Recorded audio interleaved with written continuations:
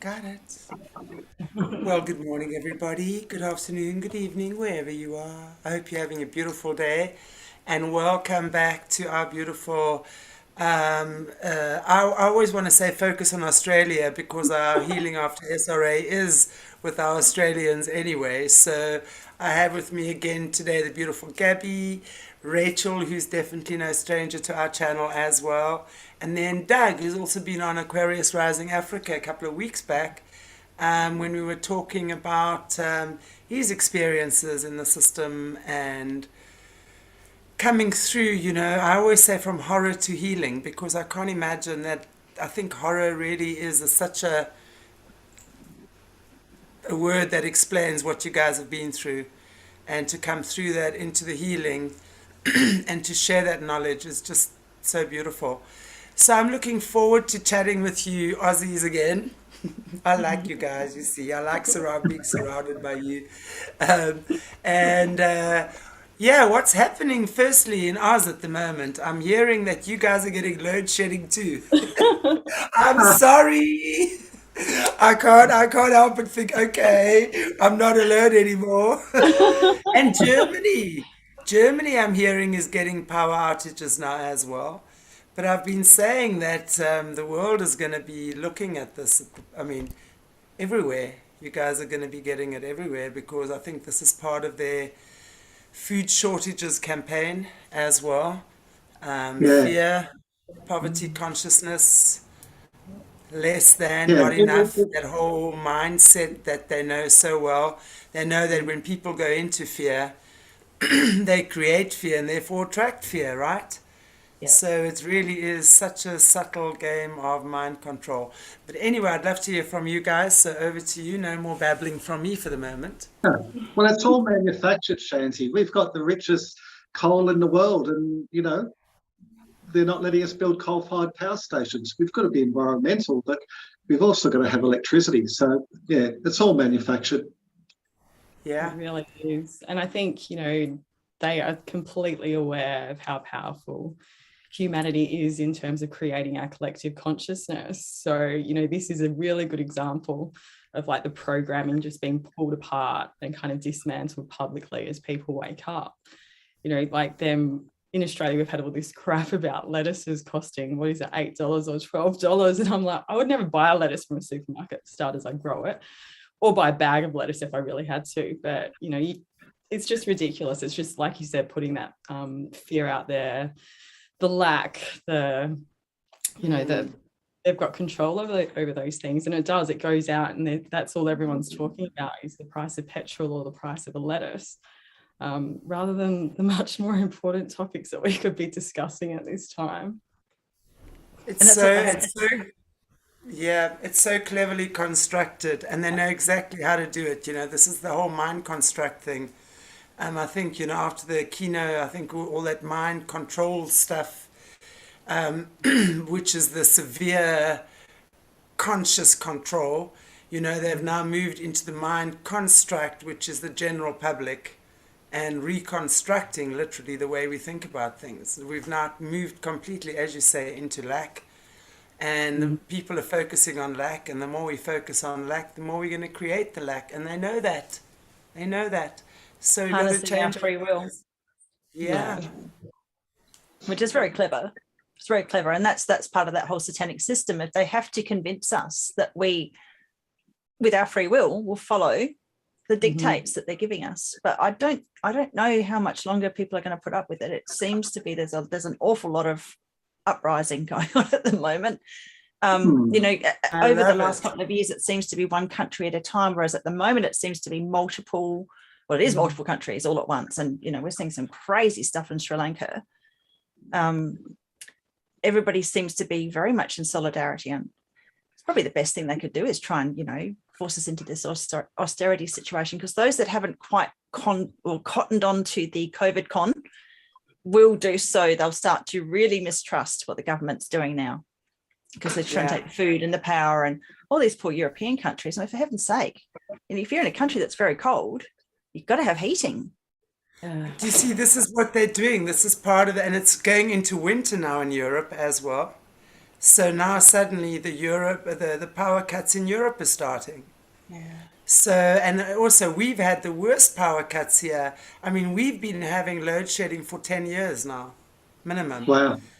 So, and I always say, South Africa, it really is the template for the New World Order in many ways, because everything they are trying and testing, that's why we have very modern equipment here as well. Everything here is very modern for a third world country. I mean, we have exactly what the rest of the world has, because they come and try and test their products here, and we are the first to get it as part of their guinea pig programs, And I do believe, because I noticed that the minute, literally the next day after all our mandates fell, and the government was forced to drop the mandates because there was more than 1 million pages of documentation of people that were suing the government. And they were trying what they were trying to do was trying to say, well, it was client attorney privilege, they couldn't do anything, and they were sitting on it. But they couldn't anymore. So rather than address all those issues, they then, literally the next day, dropped all our mandates. And literally the day after that, we started getting the worst power cuts ever. I've never experienced power cuts like this here before. So it was really very, very interesting to observe and to see now that it's moved. And I said then, watch, this is them punishing us, because 69% of South Africans did not comply with the Zabadi-Do. And they couldn't force us to do it. So this is their way. But then I also understood this is part of the scarcity consciousness that they've been implementing, because, of course, Africa starts with a scarcity consciousness. They have this narrative out there that Africa is so poor. Africa is not poor. The people are poor, but the continent is super rich because these megalomaniacs help themselves to whatever they want. So it's that narrative again. Now, the poorness of Africa, we don't have power. We have power. We have everything here. In our apartheid years, the government, I want to tell you, we create our own petrol, we have our own oil, we have everything here. We have our own minerals. So every time there were sanctions imposed on us, the government just created our own. So we are very resourceful, and we've had many resources here, but of course it's been highly mismanaged, and the corruption and the lies and the deception that go around with it. And now I see it's going, as I said, to the rest of the world, where it's power cuts, and I'm hearing in Germany now as well. So you guys, I know I was told a few weeks ago that you were being warned about power outages as well. So I think the world must just wake up to see what's happening and absolutely say no, and do the opposite of what they want us to do. Really, this is the time that we just don't comply. We just don't.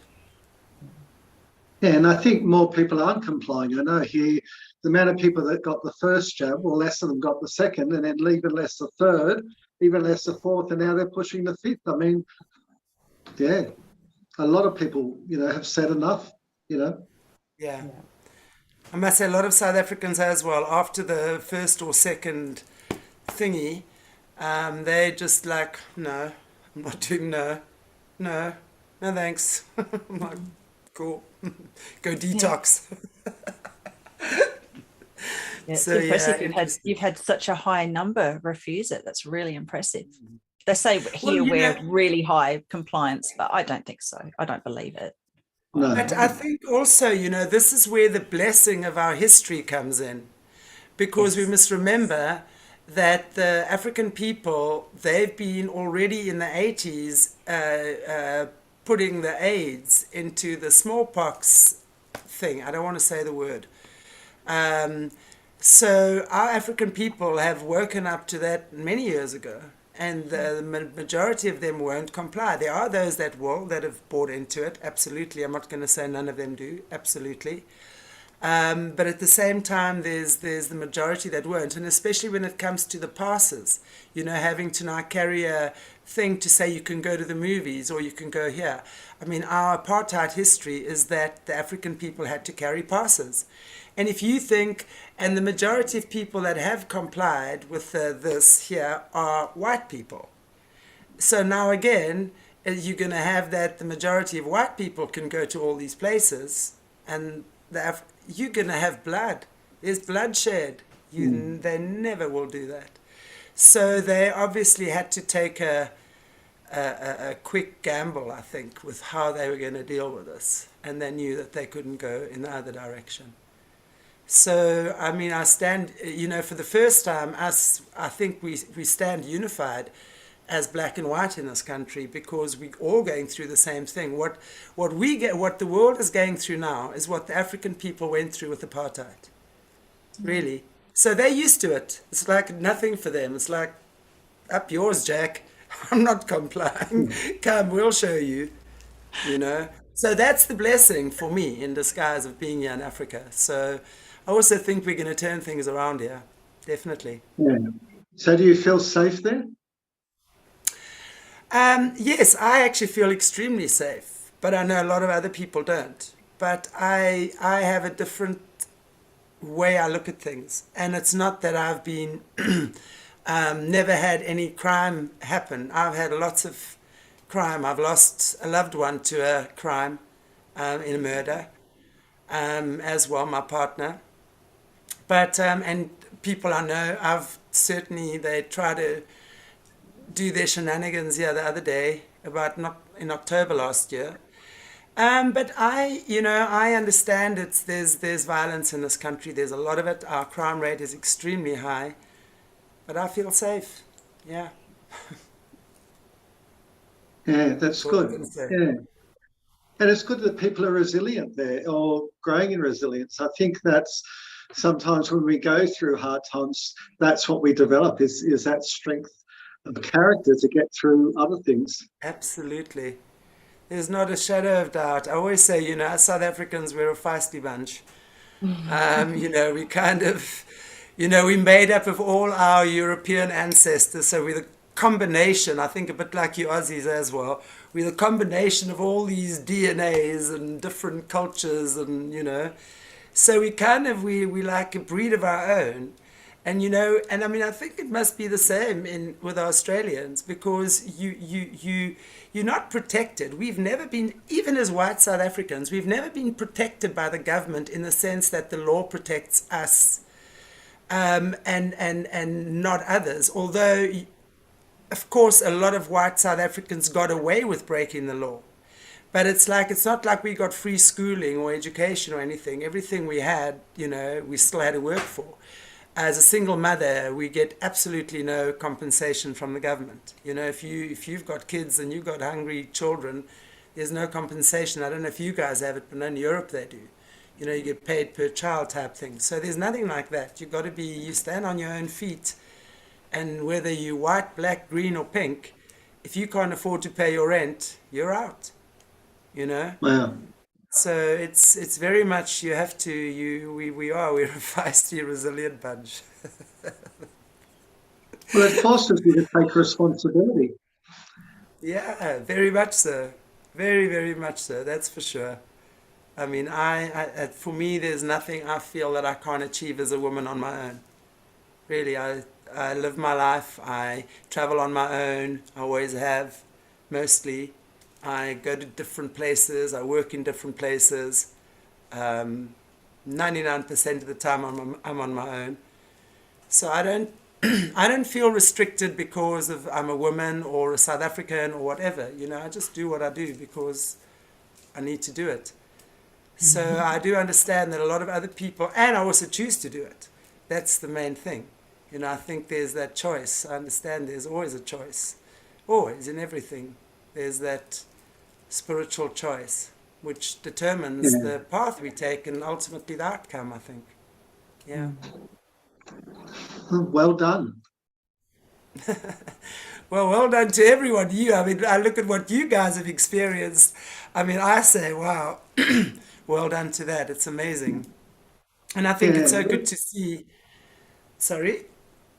No, go on. Yep. No, sorry. I just, it's so good to see for us forming these communities and just sharing and just, you know, the healing, the knowledge, because there's not just one way. There are so many different ways, and so many people can take a piece of that and a piece of that and a piece of that and eventually put it together, and it's just, there it is, you know. And I Yeah. think it's amazing. I love to work with you guys that have come through what you've come through, because there's a depth of spirit there that you don't ordinarily find. Um, yeah, Yeah. that's pretty much it. I'm sure with Rachel and Gabby, like me, we've gone through the pits at times, and sometimes all I've got left is just to pick myself up one more time, and that as long as I can do that, I think I'm doing okay. Exactly. Absolutely. Yeah. And the whole idea is just not to let your fears take over, because obviously, you know, if you've had a childhood that's just completely fear driven, that it's very normal just to be fear driven as an adult as well. But yeah, it amazes me how many survivors that I know who don't live in fear. They really don't. And I think those that have grasped that we're here having a human experience, that we are, you know, eternal beings having a human experience, seems to be the ones that cope the best or have the greatest healing journey. Because I really truly believe, and I know that this is very similar to your philosophy, Shanti, that what you project is what you create. So if I was going to live in constant fear, well, someone probably would be sort of lurking in the background trying to, you know, to harm me. But I refuse to live like that. And so, you know, when the times come where there's really intense fear, for whatever reason, I'll talk myself out of it. And that self-talk is so important. And then, you know, usually all it takes is the odd self-affirmation to just, you know, re-establish that I have a very strong belief that I survived my childhood for a reason, and it'd be sort of kind of stupid if I got taken out now too, because it would have been so much easier for I it to am happen so then. grateful that you're here. That's an Really, interesting wow. way of looking at it. Yeah. It's powerful when we reframe things as well, like just like what you did then, and saying, like, you know, if it happened now, it would be ridiculous. Like, look at what I've been through. And it's just changing that language that we use with ourselves is so powerful, rather than sitting there saying, I've been through so much, all these awful things have happened, I'm not safe. You know, we can create that safety and those boundaries around us. And often that starts within us with the language. So I think that's a really great example, Rachel. Yeah. But we also get resilient. You know, I got bullied a little bit at school, but compared to what was going on at home, it was like, oh, who cares? You know, this is nothing. You know, and you know, I suppose you learn priorities and what's really, really important when you go through really difficult abuse and really traumatic abuse. And you know, I think for me, one of the things I've learned is how important relationships are, and friendships and other people. And that's been something that's, I think, really blessed me through life, is having that understanding that, you know, they're the things that last eternally, whereas most other things just come and go. But it's that, I think it's, as Rachel says too, it's the fear, dealing with the fear. Sometimes for me, I get it in my body and I get that anxiety, and that's quite difficult. And I do a different thing. I have to keep going underneath it. I go, okay, what's underneath this anxiety? What's underneath this fear? And I keep going down the layers till I try and get to the bottom. And then normally I uncover the root memory or the root trauma that then has percolated up through, you know, my consciousness. So that's sort of how I deal with things at times. Well done. Because that's sometimes the hardest work to do. Sometimes it's the scariest and hardest work to do. It is, but it's just, for me, I have to do it. That's my personality. Because if I don't do it, I can't move on, if that makes sense. And I think I've, you know, recovered enough memories now that hopefully there's not much left that'll shock me. And I know I'm still recovering the memories. You know, we all are. That's sort of part of the process. But I was thinking the other day, I'm getting quite used to dealing with the memories and the trauma, and feeling comfortable in knowing what to do as it comes up. And it is uncomfortable, but it's no longer like in the beginning when the first memories came up. I thought I'd totally lost my mind, I thought I was going insane. It was really, really difficult because all these things I'd blocked all of a sudden were flooding back. And it took me, 3 to 6 months to actually start to feel in control again. Whereas now it's like, after having gone through it, quite a number of times in the last, number of years, I feel more comfortable. I'm not so afraid of remembering anymore. And now I'm wanting to put the pieces in the puzzle. So I've got some major memories, but now I'm wanting to fill in the bits all in between to get everything to make a lot more sense. And so even though I get triggered and there's a bit of trauma with it coming back, I think the fear levels have dissipated because I feel confident, whereas before, I wasn't sure myself. Yeah, I don't know how you ladies go with yourselves. I love what you're saying there, Doug, because when you talk about the memories that start surfacing, that are becoming less and less traumatic every time. And I think that is just for me to hear that from a survivor is very encouraging for other survivors too, because what I hear a lot is when we're working with survivors and speaking with them about obviously their memories starting to surface, it's a very traumatic experience, and sometimes it'll be a visual, sometimes it's just a feeling and you can't match the visual to the feeling. And the trauma that surrounds that, I would imagine, can be quite, as you say, feels like you're losing your mind. But it's good to know that it gets easier. I think that's what I'm saying. It gets Yeah. easier. You start understanding it better. You start becoming more aware, more conscious of what's going on. And I would love to hear from all three of you, in fact, maybe some tips around that you could possibly give to other survivors that are watching right now that are really battling to process memories. What tips would each of you individually give them and maybe say to ease those crazy moments? I'll start with you, Doug. What would you have to say about that? I'd say to people, be patient with yourself. I think when we remember these things, sometimes they can flood back, they're overwhelming. And it's okay to sit there and slow it down if you can. Sometimes, it's a bit too much, but take some deep breaths, get a pen and paper or whatever helps, and start to write it down. If you need, get someone to sit with you or even just to hold your hand.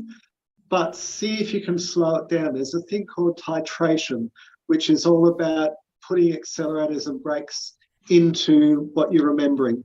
And that means that you can speed it up or slow it down. So it's learning your own system, being patient with yourself. Don't get upset with yourself or angry with yourself.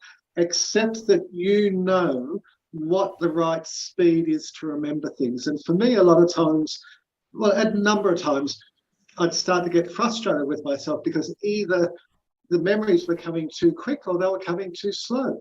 But my body and my system knew perfectly well what I needed at what time. And I had to learn to be patient with myself and to accept myself. And that made a huge difference. So that's the tip from me. Beautiful. I love that, Beautiful Doug. tip here. Thanks, Gabbi. Gabs, what would you say? I would say really creating a safe space for you to explore the emotions, your memories is so important. And I did that firstly by communicating with the people that I was in touch with daily. So both, both virtually and over the phone, and my partner, that, I was going to be a bit bruised today. Things were coming up because, they're not going to necessarily understand. And it just allowed me to put that boundary for myself. And it often meant I had to reschedule things. I just had to say, right now, this is coming through and I need to process it in my safe space. And if it's not raining, my safe space is on a tower out on the lawn, on the edge of the forest, potentially with some music, just laying out there in nature. And that's where I feel comfortable processing my memories, journaling, sketching, like whatever's coming through. And I think I really, connect with what Doug was saying is the biggest thing is learning to trust the process, because at the start, after the initial shock, you know, when my first memories of much earlier abuse were coming through, I wanted to know all of it immediately. You know, I'm the kind of person that if I'm afraid of something, I'm just like, I'm going straight through that. I don't want to feel like this. So I was just like, I need to know right now. And so I was like trying to meditate. I was trying to go into to find these memories, and it's just not the way to do it. And I have learned over time that it's much better to just allow it to unfold, to positively support yourself, be incredibly compassionate with yourself. Like, I can't explain the level of compassion that I've gotten to with myself, to slow down, to listen to my emotions, to listen to everything. When for me, I used to be very much like, this needs to be done now, very in control of everything, potentially like over controlling everything because that was my safety. I've had to create this space where it's safe for me to actually let all those things go, so I can focus on what's coming up and healing within me. And it can be a very gentle process if you allow everything to come through and you just trust in the process completely. And I think Absolutely. to me, it's really highlighted just how absolutely incredible and multidimensional our bodies, our minds, our souls, and our emotions are. You know, they've known exactly for me what I've needed at each point to unlock the next part. And then once I work on that, release that, process that memory, something else will come through, and I'm fine with that. I don't need to rush it. I have enough now, and believe me, I have plenty of gaps and plenty of questions. It's almost like every time a memory comes through, there's like 100 more questions, to be honest, but I'm okay with that. And I trust that, you know, my connection to Source is leading me through this journey, just as it has very, very gently. Please keep it that way. Yeah, so I think that safe space is just incredible. And to be honest, the safe space starts with what you create within your own heart for yourself. Absolutely. Absolutely. You Yeah, and know, I would say both Doug and Gabbi have sort of hit the nail on the head. Obviously, you've got to be very, very kind to yourself, and you have to have a safe space, and you have to have people around you understand that you have boundaries when you're going through that process. The biggest thing that I would say is that, because as you start to remember, the biggest thing that comes up is that you want to dissociate, and you just want to ignore it, and you want to try and get away from it, and you'll do everything that you can to get away from those memories, if you're not as courageous as someone like Gabbi or Doug, who are both very unusual, because they want to face it head on. For me, it was I just avoided it as best I could, and I would try and squash it down, and I would ignore it, and then I'd get really sick. You know, there were times where the addiction factor is something that a lot of people will go to, you know, and there were times when I probably drank more than I should. I can't drink much anymore, probably because I probably damaged myself when I was doing that. So try not to hold on to or grab onto those sorts of things to hide it from yourself, because it really doesn't help. It just prolongs the agony, and everything will come up when it's supposed to. You know, that it's amazing the timing of these things coming up is always perfect. Really.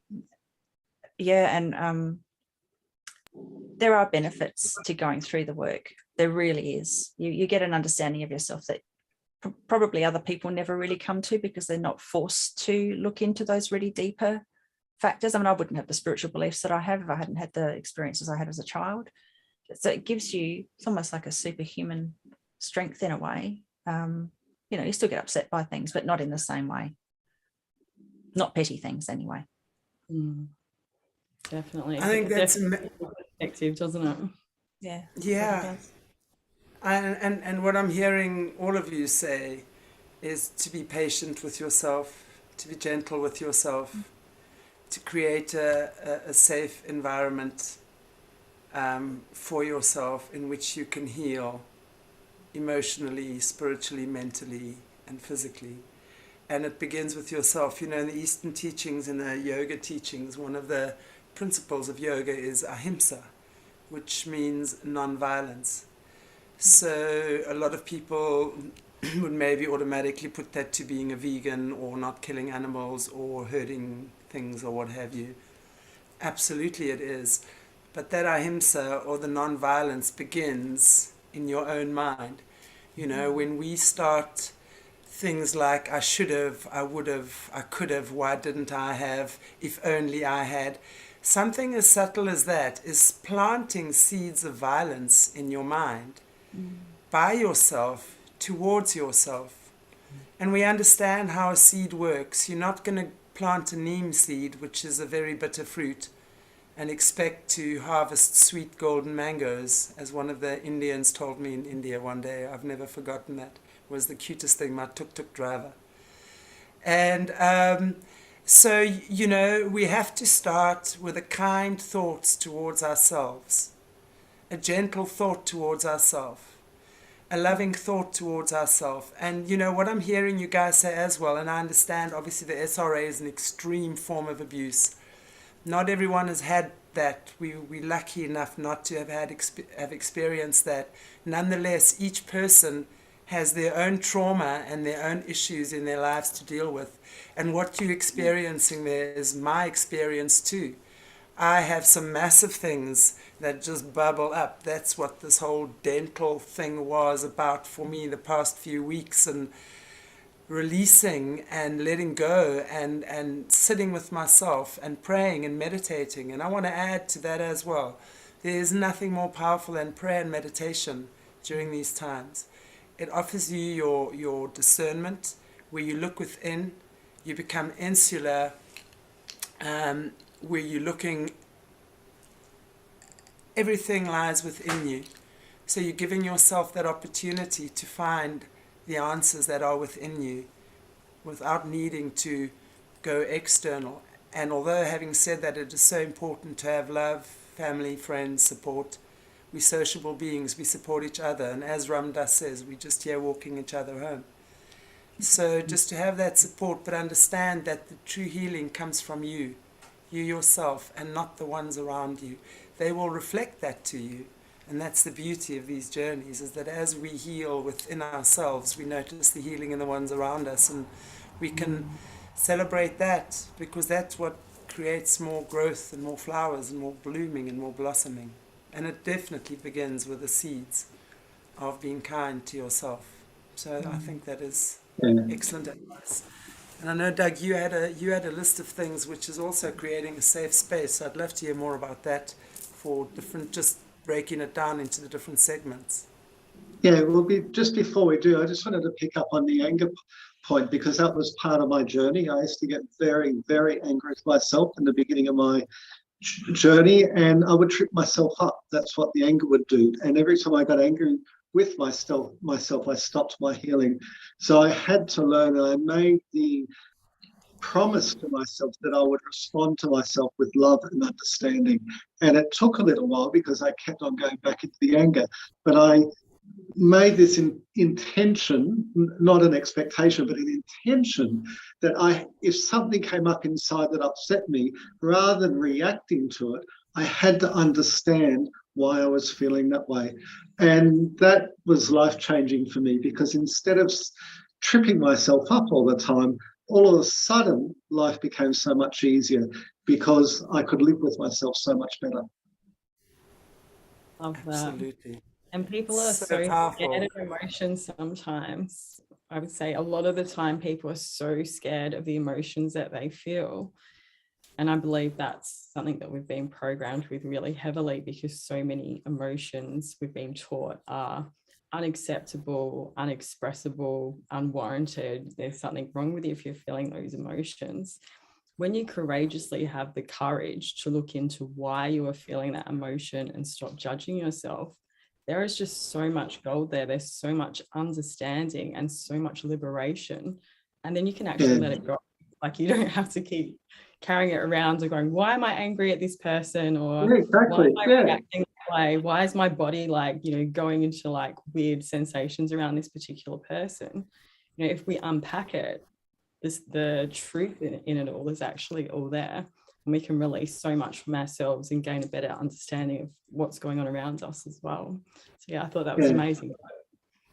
And part of it's mind control too. It's don't Yeah. trust yourself, trust the government.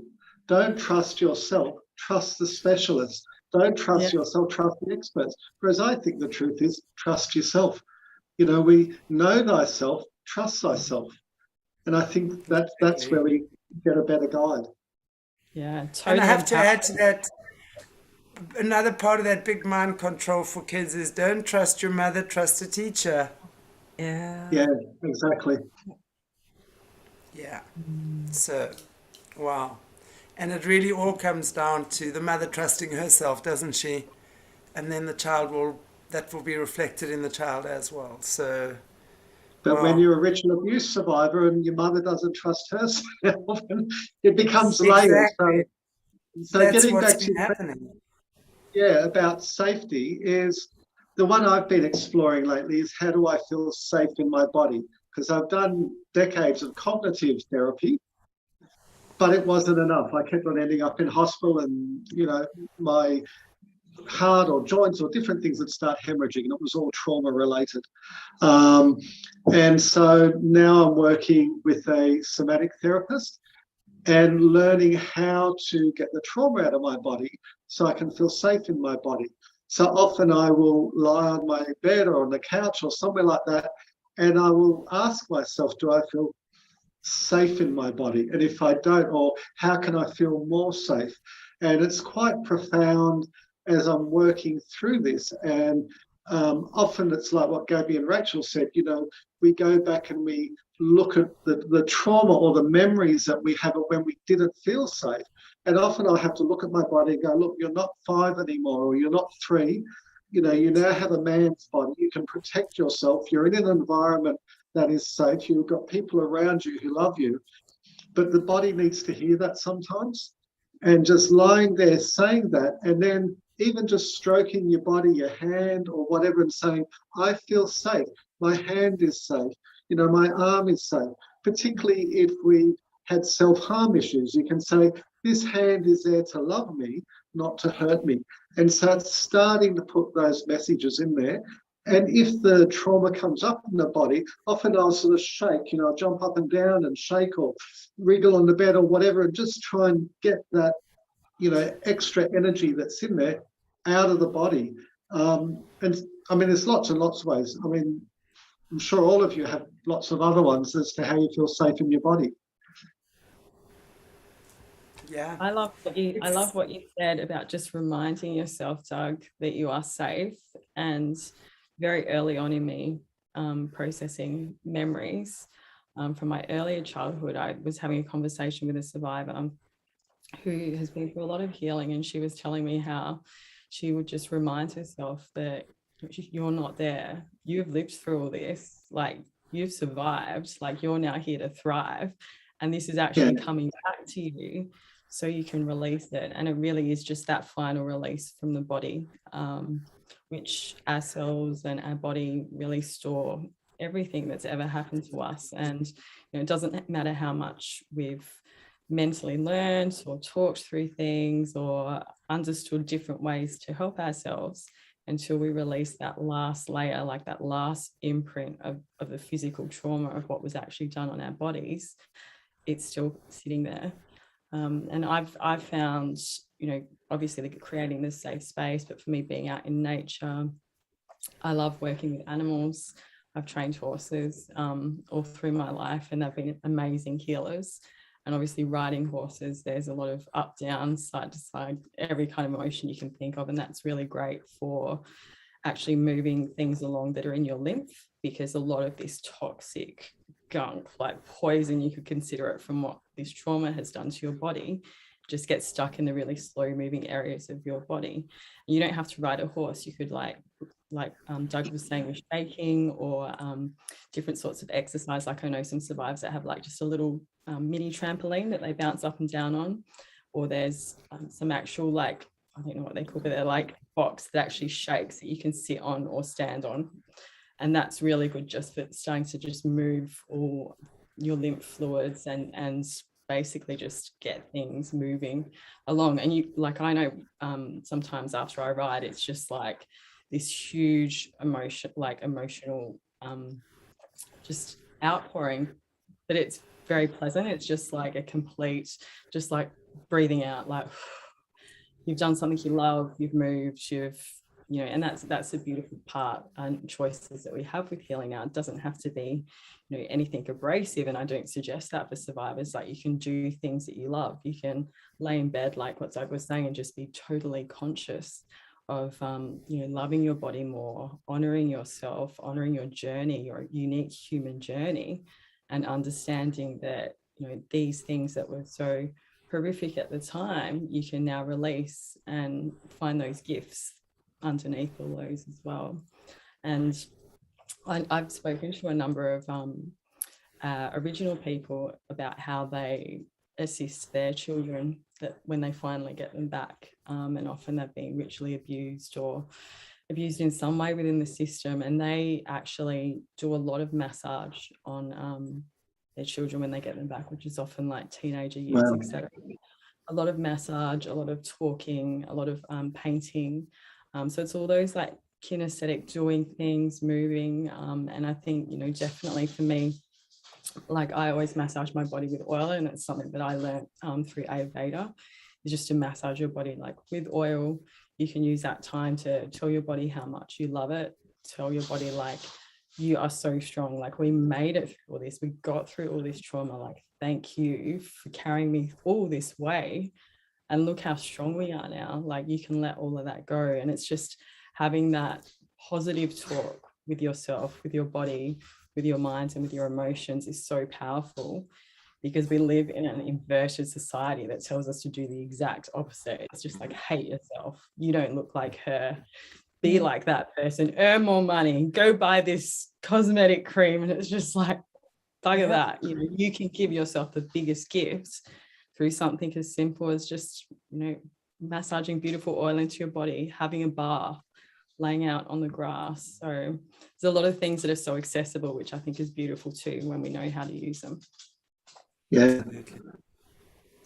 There's also turning around from the victim to being proactive.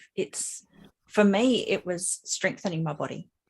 So instead of feeling like, I know we're talking about being in your body, but for me, doing I did a little tiny bit of martial arts training. It was enough for me to feel, I feel quite confident now. I can kick, I can punch. Yeah. I'm a skinny woman, but I'm pretty strong. And the core exercises that I've done, and it was just enough to turn me around from thinking, there's no way I can protect myself, to knowing there's some really basic, simple moves that you can use to disarm somebody, to fight back, and to protect yourself. And then you feel like, oh wow, I can go out and I can do that. And that is so powerful. That is so powerful. Yeah. Rachel, what you just said there just kind of struck a chord with me as well. And I'm a great believer in definitely what you're saying, and in feeling that the body, strong in the body. So exercising, yoga, martial arts, even gym, whatever resonates with people, because it's also that feeling of just, this is my body, I'm in control of it. The feeling of the strengthening, the flexibility, the changes in the body for the good, you know what I'm saying? I think that in itself is very rewarding. But it's like what you said, what did you say? What did you say? It's just gone from my mind now. Training yourself, having that strength. So convincing yourself that you have got those tools and those particular actions that you can take to disarm somebody and protect yourself. Sorry. I don't know where that went, but it was the martial art, and not the martial arts, the self-defense. And I think first and foremost, that would be such a powerful thing, especially for women, is to maybe do some basic self-defense classes and building your confidence in that way, as you say, learning that you can actually kick someone. Yeah. And just by striking them in the right place at the right spot, you're not killing them, and you're not doing them bodily harm, permanent bodily harm, but you are creating enough of an impact to defend yourself and give enough of a gap to then get help or escape or something. And just that knowledge that by if someone is coming at you, by punching him on the nose at the right spot will break his nose if necessary. And I'm sorry, if someone's coming at you, then that's probably what he deserves. Yeah. You know, to defend yourself and know that you can actually protect yourself. You have it in you to protect yourself. That is so powerful, I think, for anyone, and especially I would imagine survivors as well, to have that feeling. I can protect myself and I can defend my family if I need to. I think that And there's must so be. many, yeah, yeah, there's so many great courses. I was the same. I got into bodybuilding when I was younger, um, because I wanted to feel, you know, because as survivors, often we revert to our childhood parts. And I wanted to feel strong as a man. And then I learned kickboxing and that as well. So as you're saying, Shanti, if someone came up to me, I could kick him in the thigh hard enough that they couldn't walk. So you're not damaging them, but you're disabling them. And as Rachel says, it's incredibly powerful. But one of the things that we have to contend with, and I know I contend with, is when you go through trauma, your body goes into the freeze. It goes into that lock where you're clenched like that. And part of healing and feeling safe in your body is getting that lock, getting that freeze out of your body. So that's why riding a horse, like Gabbi says, is the movement, or doing the martial arts or doing meditation. If we're moving, it's like we're releasing that freeze, so that, because it's a freeze that causes the damage to our body. And what I do with releasing the freeze, I also say to my body, you're allowed, I allow my circulation to go to the parts of my body that aren't safe, and I allow my nervous system to feel the parts of my body that aren't safe. And yeah, as you practice these things, it's profound, the changes that happen to you. I mean, I feel things now that I never ever thought was possible. That's amazing. And it's such a, and I truly believe that feeling of feeling safe in your body, in your environment, your home, wherever, it comes from having a strong spiritual connection, and it really does start with that. And I think it's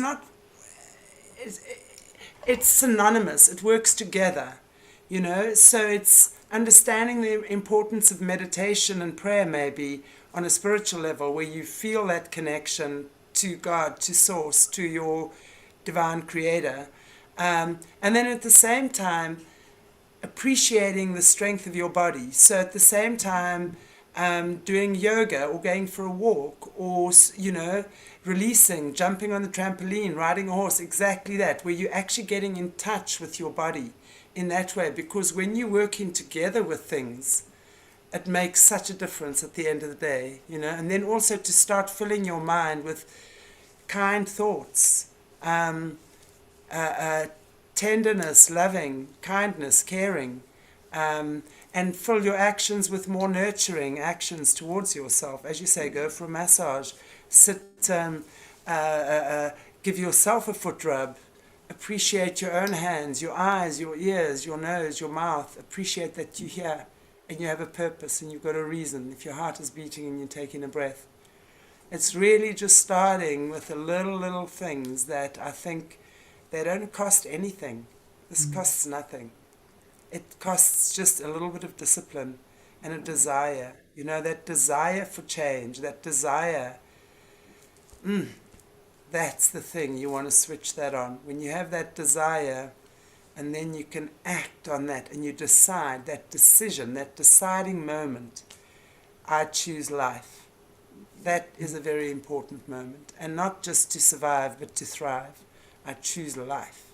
I choose to live. That moment in you is what drives your actions then. And then it becomes a joy and not a pain in the butt to get up and go for a walk or do your yoga or do your meditation or whatever it is. It's become something you love doing because you realize the value of it.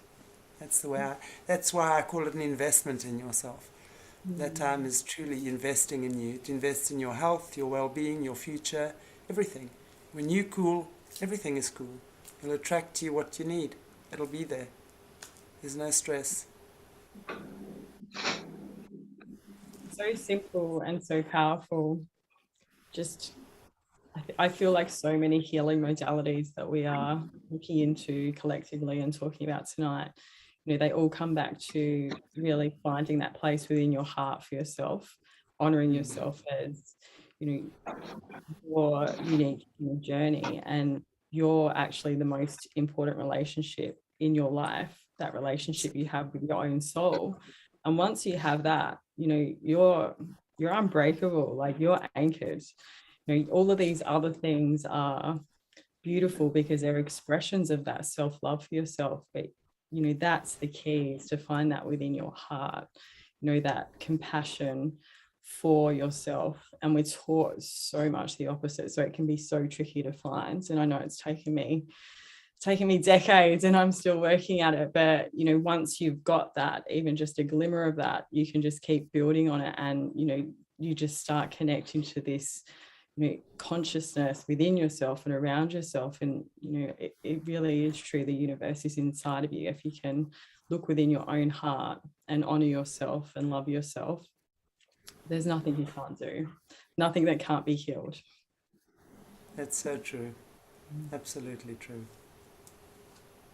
Yeah. Wow. That's just amazing, because I think it's so true. And Gabs, what you were saying earlier on about speaking to your body, it really is. I wanted to just chime in there and say, cells are listening. Your cells are living parts of you. It is you. Your cells are you. And they're listening to every thought you have. They're listening to every word you say. And that's why even if you playfully tell yourself 10 times a day how stupid you are, that's what your cells are hearing. And that's what you're going to be creating within and around. And that's why it's so important to love yourself and be kind and encourage yourself and say nice things, and get rid of that negative talk. And when you do start hearing it, catch it right there. That's where it begins. Honestly, that is where it begins. Not just for you, but also for those around you. So when you start having that compassion with yourself, you can't help but have compassion with those around you as well, right? So it's like taking that candle and lighting others from that candle. It's just something you've got to love yourself in the way that you need to be loved. Otherwise, you won't know how you want other people to love you. And otherwise, also, you will be searching for someone else to love you in the way that you want to be loved. And you could be looking forever. You just got to do it for yourself. And then that love will come from others as well. It follows on. But yeah, you've got to project out what you got to teach people how to treat you. Horrible to use a Dr. Phil phrase, but you do have to teach them that. It's really important. I'm too much 90s terrible talk shows I used to watch. That's so true. Yeah. I always think the relationship we have with ourselves is what we externalize onto other people. So if we can love ourselves, we can love others. And I find the people that don't love themselves are only comfortable around other people that don't love them. So we put the people around us based on the relationship we have with ourselves. So the more we heal, and this is what I've found through my life, as I heal and grow, then the people around me don't always fit anymore. Because, earlier on, I liked people around me who were abusive to me because that's what I was used to. I didn't like myself. I did the guilt, I did the shame, I did the anger, I did all sorts of things. But as I worked through my healing path, now I have people around me who I absolutely adore because they reinforce the view I have of myself. And at different stages, I look at who's around me. And the people who are around me, or the people who I feel comfortable with, are the people who reinforce what I think of myself. I love that. Absolutely. Like you've changed and the rest has to fall away. Yeah. Exactly. And you've got to allow yourself to change too. As you're on that healing journey, particularly from trauma, you're going to find that, I've had it where I've done a lot of work on my healing, and then people who I used to resonate with, I don't resonate anymore. And then they get upset with me because that connection doesn't really work anymore. And then they want to pull me back into what I used to be. And I'm like, I'm not going back, I'm going forward.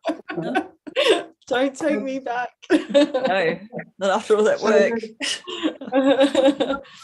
And that's, Yeah.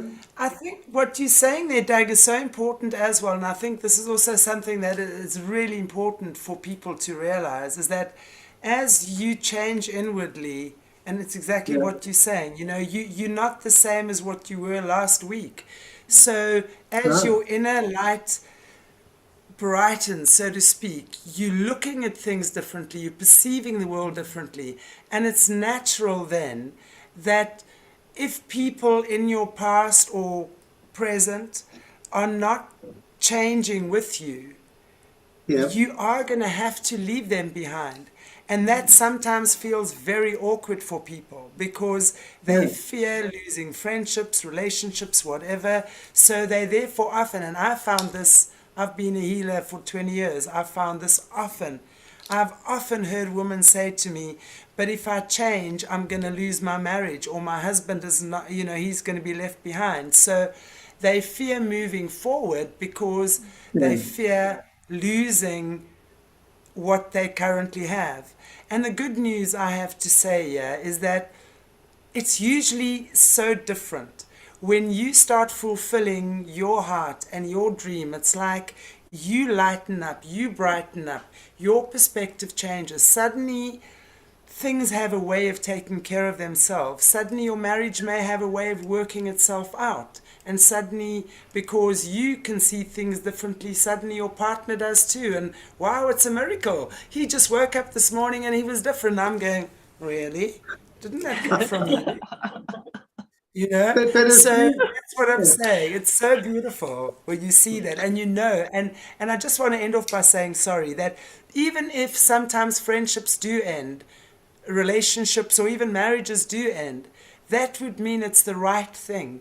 That would mean that the current situation, the way things currently are, is not serving either one of you. So by setting yourself free, you set the other one free as well. And if you're then going to go and do your own individual healing and decide you want to reconnect again on another level, that's going to happen. But don't have Yeah. fear of changing, because if change comes knocking at your door, it is time. And it is so Yeah. important to open the door to change, really. Yeah. And as you change, you give other people permission to change too. Totally. You know. Yeah. Absolutely. It's a beautiful world. It's a changing world, and it's a transformative world, and it's an alchemizing world, and nothing is stagnant in this world. It's constantly transient. So we've just got to go with the flow and not be fearful of where we're going. We just have to be aware that we have our canoe and we have the oars and we have control of where we're going. Not that we're down there flapping away in the water. That's, I think, what most people tend to think, is that we're now going to be swept away. That's what's currently happening, actually, with this whole compliance thing. That's the sweeping away, right? Yes, exactly. And when you're standing in your own sovereign, God-given freedom to be, you can't get swept away. That's impossible. So, yeah. Anyway. Guys, it's been such an amazing talk. I absolutely loved today. And I want to just say thank you so, so much to each and every one of you for joining us. I've really missed you and so happy to have you back. Rachel, Gabs, I've seen you already, but Rachel, I haven't seen you for a while. Doug, amazing to see you again. I'd love to have you back on the channel. Thank you. I think you're such a brave warrior, and I love what you're doing, and I love the way you perceive the whole healing journey, and it's just beautiful. It's so refreshing, and especially for a man. Well, there are a lot of men out here healing, and I always think of this. Like 40 years ago, I'd go on site because I work in construction, and you try and talk to a tradesman that just grunts at you. Now you go on site and they're doing Zen meditation. So How times have changed. Isn't it beautiful? It is so beautiful. Okay, guys. I don't know. Is there anything anyone would like to say just in closing? Yeah, maybe each one of you can just go on. Thank you, Chanty, for allowing us to talk. Oh, it's such a pleasure. It is Yeah. so beautiful to hear you talk. I love your stories and I love the perspectives that you all have. It's just incredible. Thank Thanks you. for having us, darling. Really appreciate it. And yeah, we create what we think about. So if you don't want to live in fear, don't think about the fear. Yeah, exactly. Exactly. Yeah, it's been beautiful talking about safety, and I just think what a brilliant time to do it as well, when people's boundaries are being so collectively challenged. Yeah. And I hope everyone can draw on some experience of just being able to anchor yourself, find your roots.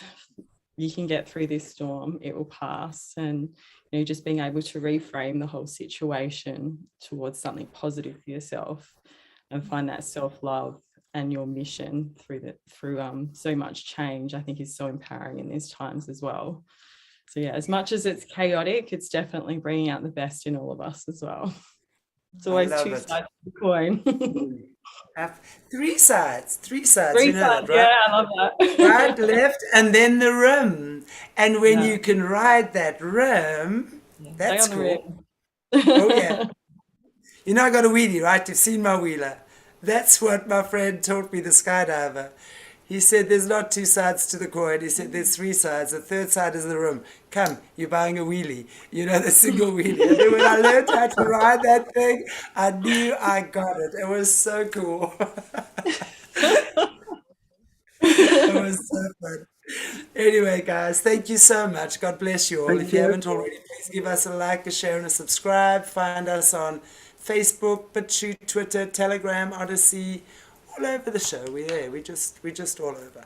So thank you so much for watching. Really appreciate you, and we'll